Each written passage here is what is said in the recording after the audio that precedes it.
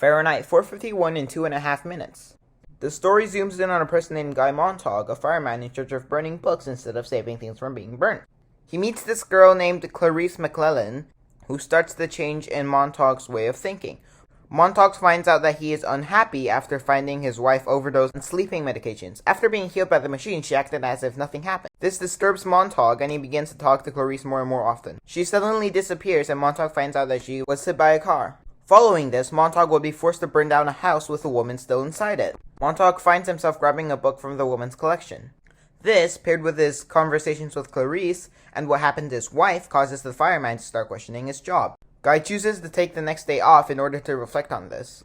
He searches for support inside his books that he stole and hid, but his commander Beatty comes to search for him after he does not show up. Beatty visits Guy when he does not come to work and says that it is normal for firemen to wonder what was inside the books. He reveals that minorities began to object to books that were insulting to them, causing authors to make books more and more plain in an attempt to not offend anyone. Eventually, books were burned as a solution to the dilemma. Beatty then allowed Montague to take a day off to read the stolen books before turning them in for incineration. Overloaded by having to read the books, Guy reaches out for support to his wife, but is rejected. He eventually gets help from an English professor named Faber to help with his reading. Faber gives him a communication device for Montague to receive messages. Soon after the fireman gets home, two of his wife's friends come to watch television. Montague is angered by the shallowness of this and reads a poem to them. The two women are disgusted by this and leave. Following this, Montague goes to hand one of his books to Beatty. Beatty starts to talk about a quote-unquote dream where he and Guy have an argument using conflicting book quotes. He sums this up by saying that books are pointless.